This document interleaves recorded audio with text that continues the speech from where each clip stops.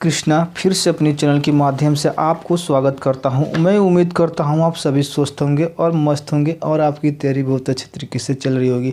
आज मैं आपको प्रश्न लेकर आ गया जो बहुत अच्छा सा प्रश्न है, जो सभी एग्ज़ाम में यहाँ से प्रश्न उठाए जाते हैं और पूछे जाते हैं। देखिए, आज हम आपको बताएंगे भारतीय राज्य व्यवस्था से प्रश्न बताएंगे जो काफ़ी इम्पोर्टेंट होते हैं और वेरी महत्वपूर्ण क्वेश्चन यहीं से पूछे जाते हैं।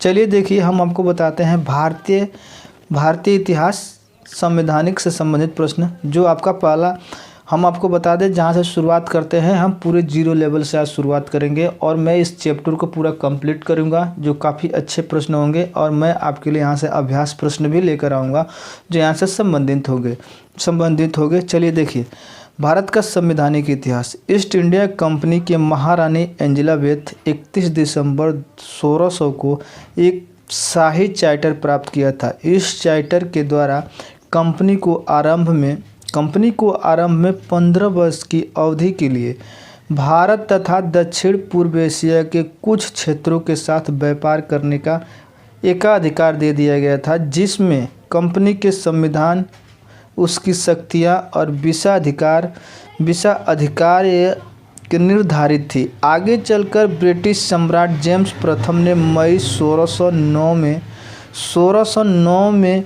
एक नवीन चार्टर आदेश प्राप्त पत्र के माध्यम से कंपनी के व्यापारिक एकाधिकार को अनिश्चित काल के लिए विस्तृत कर दिया। 1771 के अंत तक कंपनी बंगाल की सत्ता पूर्णतः अपने नियंत्रण में कर लिया, जिस कारण ब्रिटिश संसद ने ईस्ट इंडिया कंपनी को अपने नियंत्रण में लाने हेतु समय समय पर विभिन्न एक्ट पारित किया जो इस प्रकार है। चलिए हम आपको बोर्ड पर बताते हैं, जो बोर्ड पर प्रश्न लिखा हुआ है जो काफ़ी यहाँ से आपको समझने लायक प्रश्न मिलेंगे। चलिए देखिए, हमने आपको पढ़कर बता दिया। अब देखिए, कंपनी का शासन जो 1773 से और आपका 1858 में जो आया, वहीं से हम प्रश्न बताते हैं जो रेगुलेटिंग एक्ट से संबंधित है।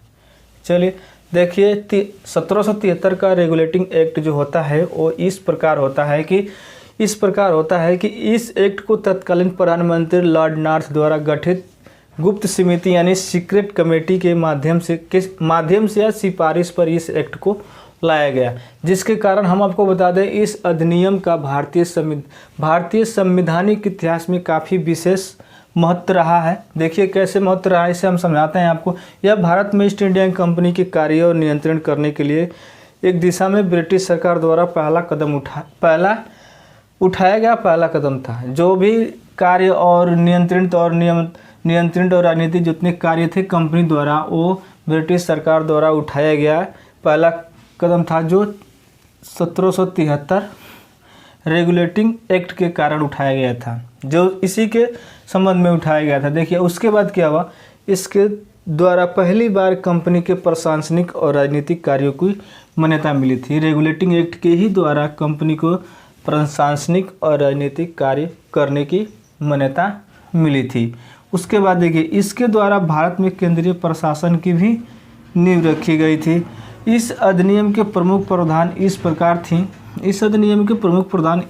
थी कि इस अधिनियम, समझिएगा कि यहाँ से क्वेश्चन कितना मैं आपको डीपली लेकर जा रहा हूँ और बता रहा हूँ कि यहाँ से देखिएगा पूरे 0 लेवल से। इस अधिनियम द्वारा बंगाल के गवर्नर जनरल का पद नाम बदलकर गवर्नर जनरल कर दिया गया। यहाँ से पद नाम बदलकर गवर्नर जनरल का पद नाम बदलकर बंगाल का गवर्नर जनरल कर दिया गया तथा उसी के सहायता के लिए 4 सदस्य कार्यकारी परिषद का गठन किया गया, जो सदन की शक्तियों को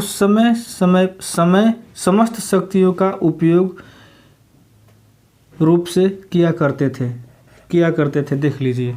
उसके बाद एक और, उसका वॉरेन हेस्टिंग्स को इस एक्ट के तहत बंगाल का प्रथम जनरल बनाया गया तथा फिलिप्स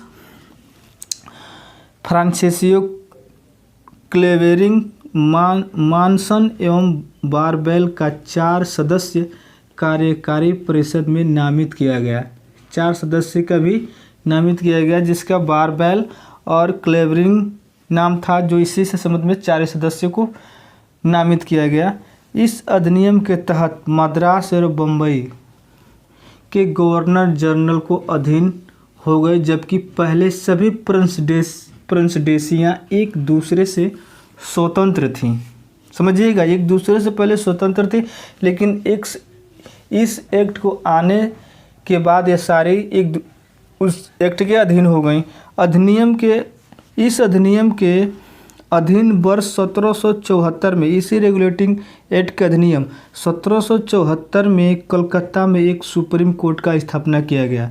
जो सुप्रीम कोर्ट होता है ना कलकत्ता का, वो इसी एक्ट के तहत इसका भी स्थापना किया गया, जिसके अंतर्गत बंगाल और बिहार, उड़ीसा सभी उसी कोर्ट के अंदर शामिल हो गए। जिसका पहला न्यायाधीश बना सर एंजिलाहु इम्पे, जो होते हैं वो इलाहाबाद हाई कोर्ट के प्रथम न्यायाधीश